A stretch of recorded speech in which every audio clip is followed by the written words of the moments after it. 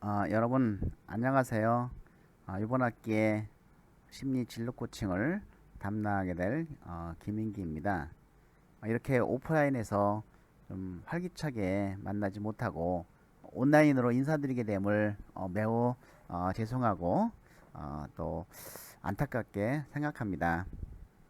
하루빨리 우리가 오프라인에서 얼굴을 맞대고 즐거운 그 대화도 나눌 수 있는 그런 시간이 빨리 왔으면 좋겠습니다.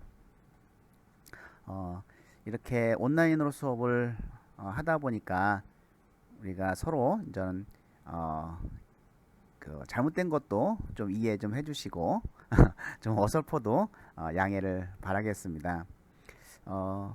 저는 그 백석대학교 사회복지학부에 속해 있으며 요 심리 진로 코칭은 제가 만드는 과목입니다. 그래서 이 심리 진로 코칭 그 지도사 1급, 2급 자격증이 있습니다. 그래서 이걸 혹시 수강하시고 나중에 그런 자격증이 필요하시면 발급도 받을 수 있는 과정이기도 합니다. 그래서 이 심리 진로 코칭에 대해서 좀 살펴보겠는데요.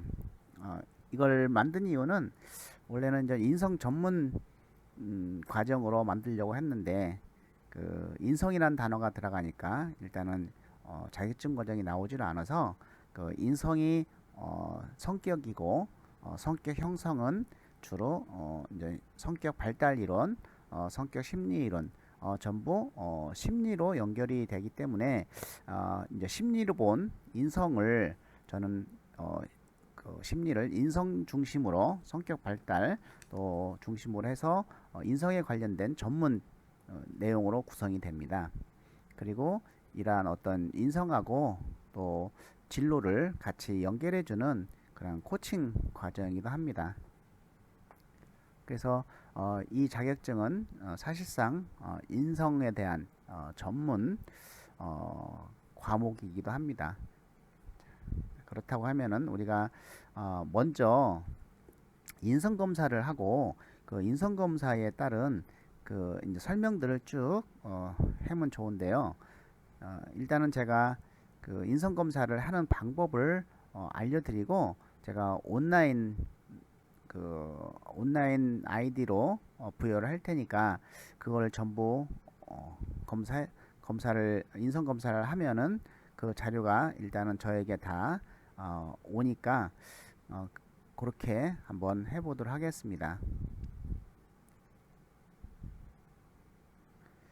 자, 그래서 1교시에 이런 과목의 이해를 우리가 진행을 했고 그리고 이제 그 인성 기질에 대해서 그 한번 이야기를 좀 해보도록 하겠습니다. 자, 이제 온라인 인적성 검사 안내를 해드리겠는데요. 일단은 전 그 주의사항을 살펴보면은 인적성 검사의 다음 단계로 넘어가시려면 인터넷 익스플로러 창에서 그 도구에서 파업 차단에서 이 파업 차단 사용 안 함으로 설정하셔야 됩니다. 근데 대부분 전 파업 차단을 사용 안 한다고 했기 때문에 이제는 그 인성 검사가 넘어가는데 만약에 이제 인성 검사가 안 나오면은 그 도구에서 파업 차단을 사용을 안 한다는 것을 설정하셔야 이렇게 파업 차단에 체크하시면 됩니다. 그리고 이제 시험을 보는 중에 2번 이상 연결이 해제될 시 검사를 진행할 수 없으니까 그냥 쭉 이어서 해주시기 바랍니다. 이 검사는 사실상 이제 우리나라에서 가장 그 오래된 검사이기도 하고 지금 현재 그 채용 시장에서 좀 사용되어지는 그러한 인성 검사이기도 합니다. 자, 그래서 인적성 검사 진행 매뉴얼을 살펴보고 뭐 메모를 해주시기 바랍니다. 물론 전 저희가 카톡으로 만들어서 그 단톡방을 만들어서 여러분에게 이제는 주던지 아니면 그 이메일로 보내줄 겁니다. 만약에 지금 이제 그 여러분들 전화번호를 그 기재가 안 되는 학생들이 있어요. 그래서 전화번호를 저한테 전부 일단은 보내주면 좋겠습니다. 뭐 이메일이든 메일로든 저의 전화번호는 이제 1학년들은 모르니까 한번 알려드리면은 010 9907 907입니다. 010 9907 9072. 예, 그쪽으로 여러분의 어떤 전화번호를 적어주면 제가 단톡방을 만들어서 거기에다가 그 이제 이름별로 아이디를 하나씩 부여해주면은 요 사이트에 들어가셔가지고 인적성 검사를 하시면 됩니다. 그래서 회사에서 부여한 아이디와 패스워드를 입력을 하면 이런 창이 뜹니다. 환영합니다. 메시지 바로 아래에 있는 검사하기 누르면은 검사 유형 선택이 나옵니다. 이름, 성별. 근데 이런 창이 안 뜨면은 그 팝업 차단이 되어 있는 상태예요. 그래서 이걸 해제를 시키면 되겠습니다. 입력을 한 다음에 검사 시작을 누르고 그렇다 아니다 중 선택하는 문항을 184번까지 진행하고 185번부터 228문항은 도형검사로 좋아하는 그림 한 개만 선택을 하시면 됩니다. 수고하셨습니다. 인성검사를 마치셨습니다. 라는 메시지가 나오면 답안지를 제출을 눌러주시면 됩니다. 그래서 요 인성검사에 나온 내용들을 가지고 그 나를 한번 판단을 하는 것이죠. 근데 그 인성검사가 나쁘다게 나왔다 해서 절대 이상한 거 아닙니다. 그건 어떤 성격이기 때문에 내가 어떤 태어나서부터 그 지금까지 어떤 부모의 영향 그리고 환경의 영향으로 여러분들이 성격이 형성되어 있는 것입니다. 근데 그러한 성격이 그 얼마나 이제 공동체에서 잘 버틸 수 있는 또는 적응할 수 있는 그러한 성격인지를 우리가 파악을 하고 내가 조금 그 공동체에 적응하기 어려운 것들이 있으면 고친다고 인지를 하고 자기가 스스로 행동으로 옮기면서 수정을 하시게 되면은 오히려 마음이 편하고 더 가벼운 마음을 가질 수가 있습니다. 그래서 일단은 이러한 그 인성 검사를 통해서 자기 자신을 좀 더 알아간 후에 하나하나 이제 성격 발달 이론, 성격 심리 이론, 주로 성격에 대해서만 발달과 심리 이론을 학습하도록 하겠습니다. 자, 인성의 의미는 사전적 의미는 사람의 품성, 또 각 개인이 가지고 있는 사고와 태도 및 행동 특성이라고 우리가 얘기를 할 수 있고요. 정신 분석적 의미로는 기질과 기능이 순수하고 마치 그림을 그리지 않은 백지와 같다고 할 수 있다. 그리고 이 체험과 교육을 통해서 발달하고 형성되고 구축된다는 것이죠. 어떤 유전적 뿌리가 있지만 나무가 되고 잎이 달리고 꽃이 피는 것은 이런 환경의 영향을 크게 받기 때문이죠. 그래서 이러한 어떤 인성은 환경의 영향도 많이 받는다는 것입니다.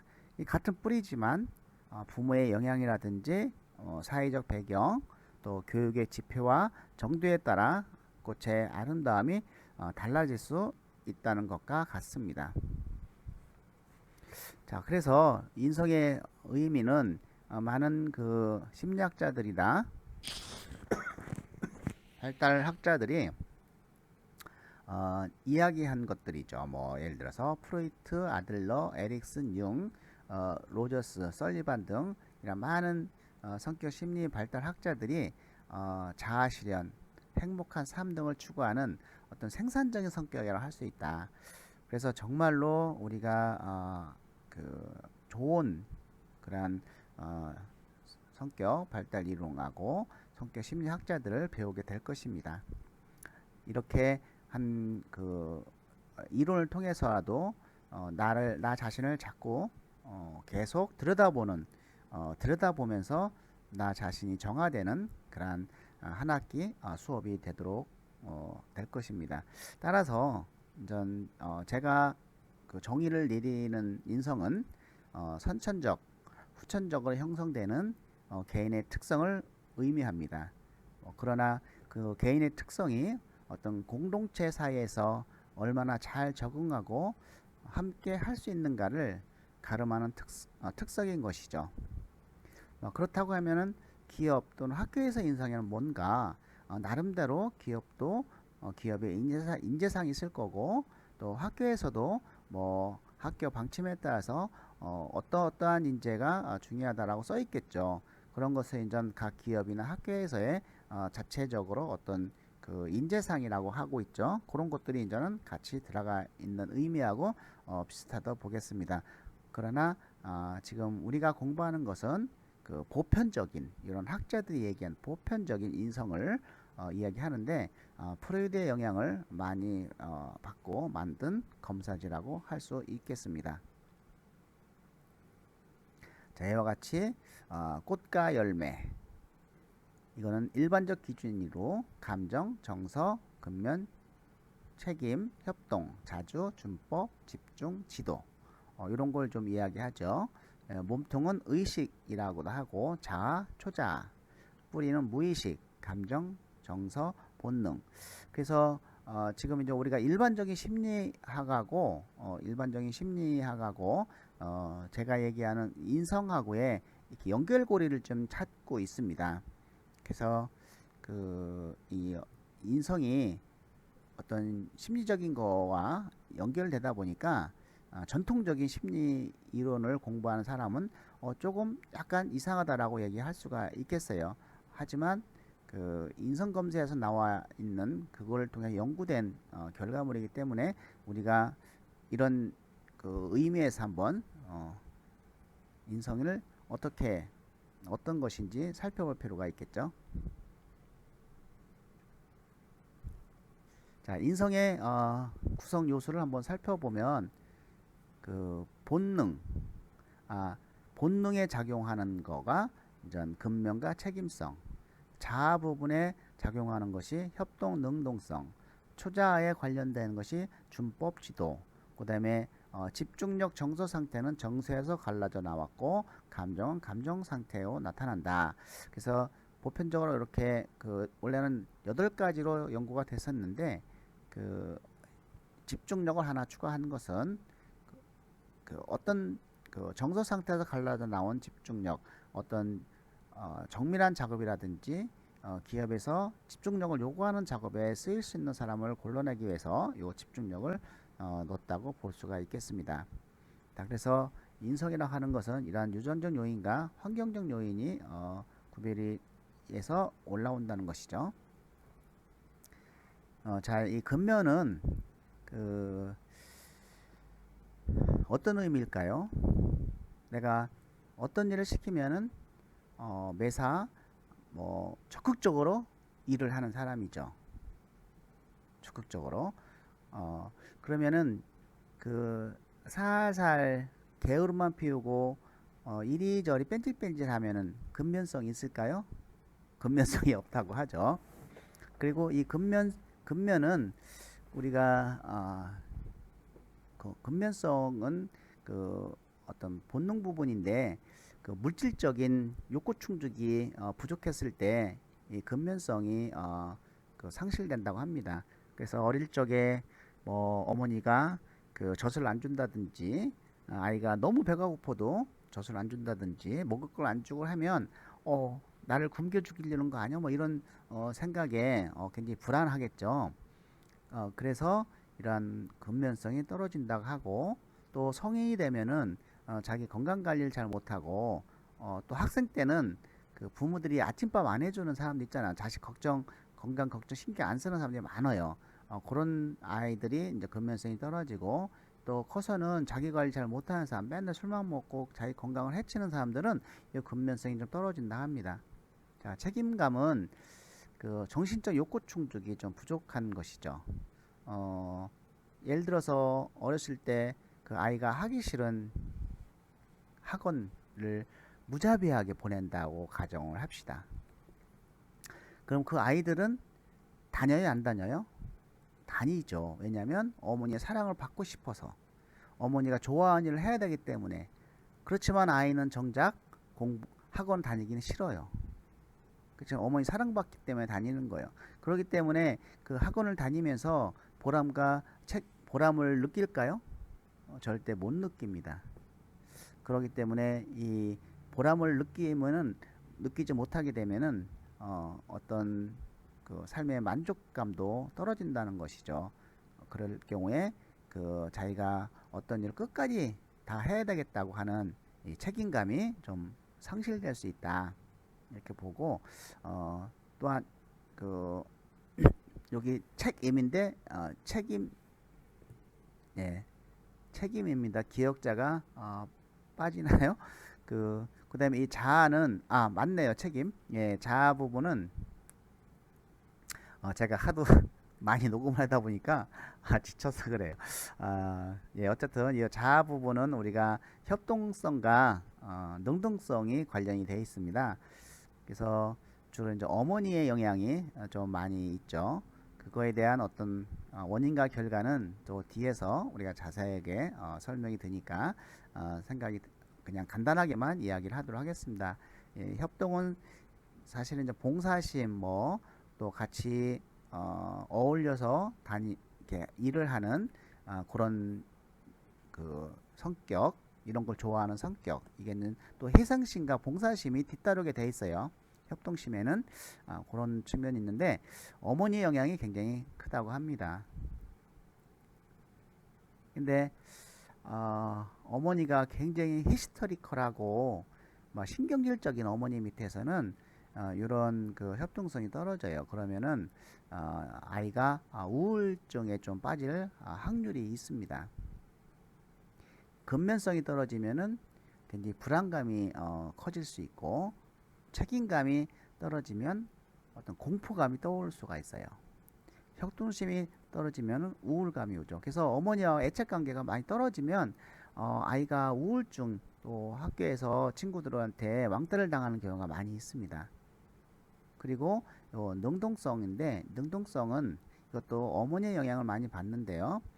그 어떤 조금만 잘못해도 지나치게 처벌을 한다든지 아니면은 지극히 과잉 보호를 하게 된다고 하면 이 능동성이 떨어진 경향을 보인다는 거죠. 자, 그리고 요 초자는 우리가 이제 아버지의 영향을 많이 받는다고 하는데, 그 아버지의 행동이 굉장히 문란하고 그 자기 마음대로 폭력적이고 하면 이 준법성이 낮아질 수밖에 없다는 거죠. 준법성이 낮아지고, 그리고 이 지도성은 아빠와의 어떤 사이, 관계, 애착이 많이 떨어지면 이 지도성도 좀 떨어진다고 봅니다. 그래서 요 자아는 어머니 영향이 크고 조자는 아버지 영향이 크다. 자, 그리고 저는 그 정서는 어떤 가정 환경적인 측면, 그리고 어떤 충격적인 사건 뭐 이런 것이 있을 때 일시적으로 나빠질 수도 있고 좋아질 수도 있어요. 그렇지만은 늘 그러한 어떤 가정의 불안이라든지 형제 간의 갈등, 부모의 다툼 이런 것이 계속 진행이 된다면 어떻겠어요? 정서는 굉장히 안 좋게 나오겠죠. 그래서 이 정서는 짧게 불꽃을 튀겨주는 거예요. 어, 그 그럴수록, 그런 가정일수록 굉장히 부정적인 사고를 갖게 되죠. 그러면은 어떤 사건이라도 부정적으로 탁 튀겨주면은 요 감정을 자극을 하게 되죠. 근데 이 감정은 가만히 냅두면은 아무 이상이 없어요. 이것도 역시 가정 환경 측면이 많이 작용을 하는데, 그 어떤 자극에 의해서만 작동이 되는 것이죠. 나쁜 감정을 준다. 그럴 때 정서도 안 좋다. 나쁜 걸 탁 튀겨주고 나쁜 감정이죠. 그러면은 막 그냥 불같이 화를 낼 수도 있죠.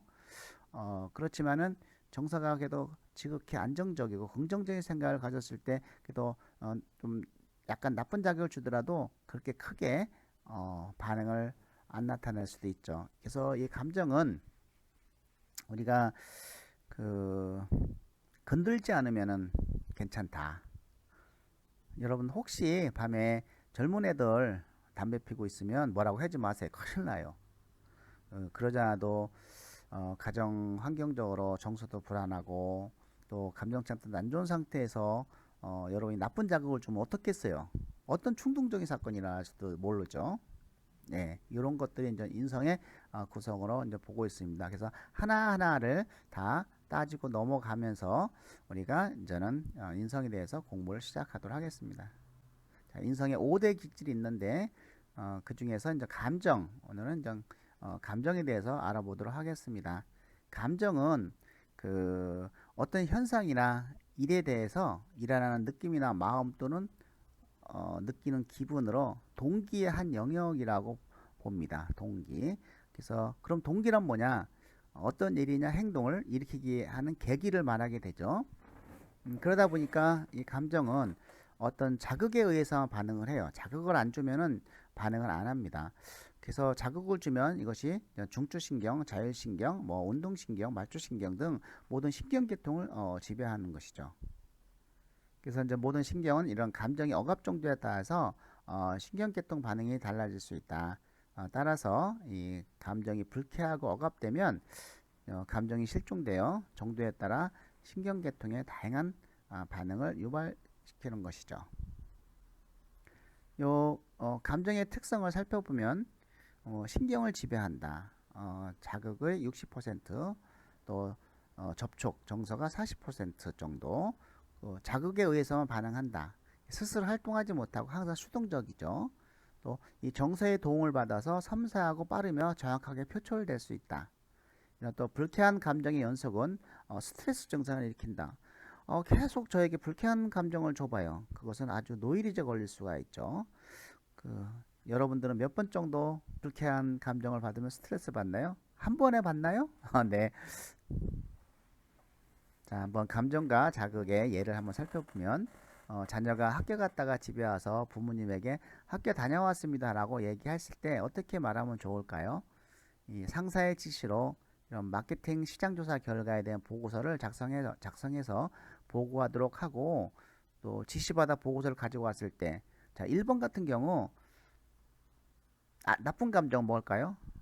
학교에서 공부 잘했어? 이런 거죠. 뭐 내가 맨날 공부 안 하는 사람인가? 뭐 이렇게 생각할 수 있어요. 오늘 공부해라 참 고생했다 이러면 좋은 감정이죠. 상사의 지시를 받고 왔는데 그냥 놓고 가. 좀 기분 나빠. 싱겁죠. 밤새도록 했는데 그 다음에 보고서를 보면서 이걸 보고서라고 작성했어? 이러면 더 열받죠. 어쨌든 많이 수고했어요. 내가 한번 검토해 볼게요. 너무 고생했으면 이렇게 해야죠. 뭐 아이가 올 때 뭐 너 버린다? 뭐 아빠한테 이른다? 뭐 이런 거는 좋은 감정이 아닙니다. 그리고 이제 본인이 좋아하고 귀하게 여긴 도자기를 자녀가 파손했을 때 어떻게 할 거냐? 엄청 혼낼 거냐? 아니면 이걸 적당하게 할 거냐? 아이는 자기가 잘못하면 어느 정도 혼날 건 감안하지만 그걸 지나치게 처벌을 하면 안 된다는 것이죠. 또 이 폭력범으로 수감된 난폭한 지수의 상담, 치료는 어떻게 할 것인가? 예를 들어서 화성 8번째 살인자는 누명이잖아. 만약 누명이라고 가정을 할 경우는 얼마나 정신적 충격을 받았을 거예요. 내가 안 했는데. 이런 것을 우리가 한번 생각해 볼 필요가 있겠습니다. 자, 감정은 이와 같이 자극을 주면 감정에서 뇌신경을 갖고 의식화된다. 이때 긍정적이냐 부정적이냐에 따라서 그게 고착화되지 않고 그때그때 자극에 의해서 변화되는 것이죠. 자, 좋은 자극. 얼마나 수고했니? 고생하느냐? 공부하느냐? 고생했지? 고생했어. 힘들었지요? 아주 정리를 잘했군요. 뭐 이렇게 좋은 자극이고, 나쁜 자극은 확대된 자극, 또 예기치 않은 자극을 줄 때 억압과 불쾌감이 더 크죠. 벌을 받겠다는 감정이 있는데 처벌의 확대 시 수용이 안 되는 거죠. 또 예기치 않은 자극을 받을 때 억압과 불쾌감이 더 크죠. 근데 대부분 부모들이나 윗사람들은 아랫사람들의 감정을 고려하지 않고 대수롭지 않게 자극을 줍니다. 자, 이와 같이 감정은 결핍의 원인은 이 정의, 감정의 표현, 즉 행동화된 감정.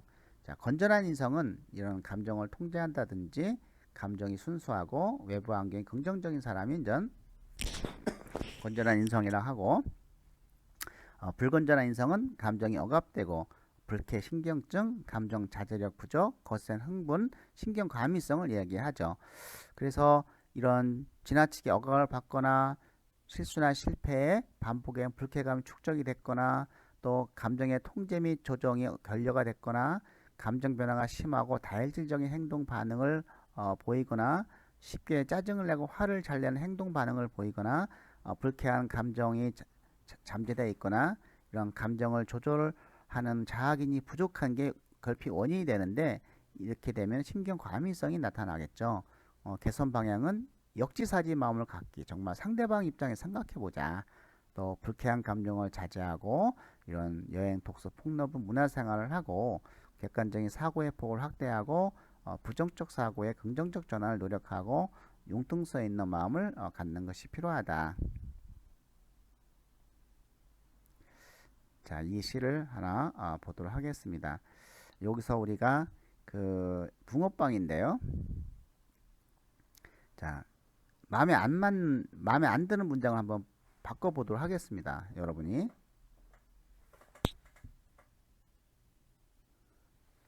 어떤 것이 마음에 안 들까요?